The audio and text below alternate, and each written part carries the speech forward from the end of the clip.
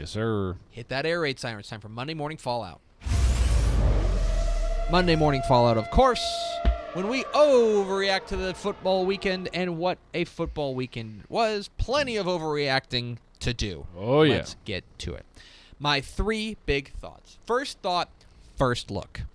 So this week was, in many respects, week 1 for a number of high school football contenders across the state, especially, obviously, down in the Houston area.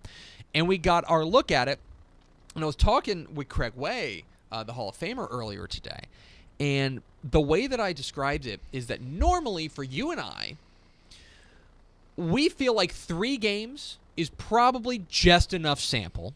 Yep. It's probably the minimum amount of sample to start making judgment. 5% of the time, it's not. Yeah. 5% of the time, 3 games will throw you off. But most of the time, it gives you what you need. It gives you enough of a gauge on these teams. Yeah. So, obviously, some teams down in Houston are not going to have, are not going to play 3 non-district games. Yep. And as a result, when we get our 3-game sample, they might be 2 games into district play. Yeah. And so things are going to be changing very rapidly around here, and we're going to find out a lot more about these Houston teams, and we're going to need to maybe put more weight into it than we normally would. And here's a perfect example of that on both sides. Katy and the Woodlands, I don't take anything from that game. I really don't. All that tells me is that these are 2 pretty darn good teams that played one another to pretty much a draw, and we think they're both going to be probably pretty good.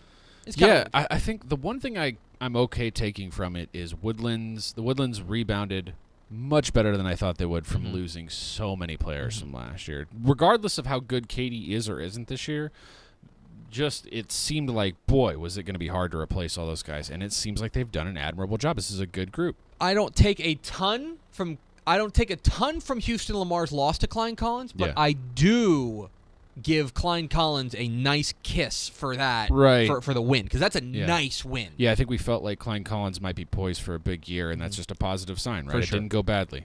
If there's one team that the other game that's particularly interesting to me is Spring Westfield and North Shore. Westfield, that score is not as that game was not as close as that score indicates. Right. Westfield was the better team by a pretty considerable margin. Right. That I take a little bit more from, and Step has been telling us for months and months and months, hey, he's buying in on Westfield this year. Yeah. So that was it. The one team in Houston that could not have had a better debut was Manville. Yeah. That was impressive. Yeah.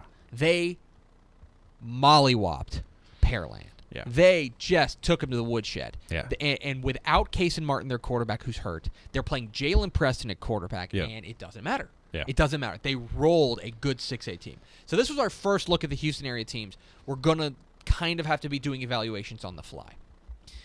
Thought number 2, glimmers of hope. Overall, the college football Saturday this week was full of, even if the results weren't necessarily there, great signs. It was at least like, hey, maybe this won't be the worst year ever, like the last few years. Perfect example, Texas State and Appalachian State. Texas State comes within like literally half a yard of tying the game on the final play. They come up a little bit short. But you know what? I thought they were going to get their doors blown off by Appalachian State. Yeah. And the fact that front 7 held them in it, I still think the offense is a problem. But the fact that front 7 held them in it is a positive sign. Yeah. SMU. Yeah. Like, I think even though like TCU tightened up in the second half and they ended up winning comfortably. Right. I thought SMU acquitted themselves very well. Yeah. North Texas, right, going up to Iowa. Yeah. That was a good, that might be the best North Texas has looked in the Seth Luttrell era. Leading at halftime. They were leading at halftime at Iowa. Yeah. Texas Tech gets a nice win over Arizona State. It got a little interesting. But they got a nice win, and we're going to talk about them a little bit more. But like overall, and then of course Texas going to USC. Right. And we'll talk a little bit more about Texas and USC, but there's no reason Texas fans should be hanging their head. That's a great result, even if they didn't get the win. Right. So overall, it was a weekend full of glimmers of hope. Yeah. In week 3, we're going streaking. Big week for streaks, okay? Yeah. Bremond goes down. The 49-game winning streak is over at the hands of Milano. The Eagles, Chad LaGrone's Eagles, take them down. And watch out for Milano. 3-0 now. Cracked our rankings. Very solid. There's that. And then there were a bunch of losing streaks that went down.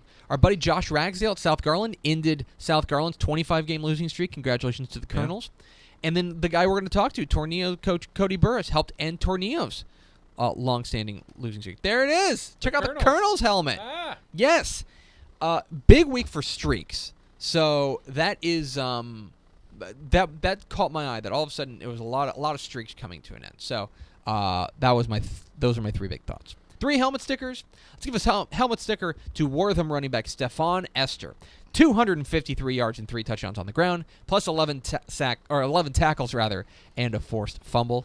Wortham running back Stephon Esther gets a 1. Texas Tech quarterback Nick Shemenek. Boy, howdy, what a show he put on. Get used to this. 37 of 50, 543 yards, 6 touchdowns and an interception. He's not Pat Mahomes. Right. And he's not even Graham Harrell. Right. But he's Cliff Kingsbury. Right. He's just the next in line. It's just what you do at Tech. Yeah. And he looks, man, I'm telling you, he looks so comfortable running that offense. He looks so comfortable that he's just the next star. He's just the next star. Takes care of the football. It's really impressive. And a helmet sticker to Grapevine running back Rashawn Preer. 325 yards and 6 touchdowns for Mike Alexander's Mustangs. We talked about Alan Bowman. Rashawn Preer, though, the running back for Grapevine, gets a helmet sticker. 3 teams to watch. The Hereford Herd are 3-0 for the first time since 2009. They went 11-2 that year. They've already matched their win total from last year. Nice. They were 3-8 last year. And between Dodge DeLozier and Seth Dixon, the offense is humming. You got to feel really good for Coach Dom DeLozier out there. And the Herd are 3-0 for the first time in a while. What about McMurray? The Warhawks get their first win of the year, 33-21 over Howard Payne.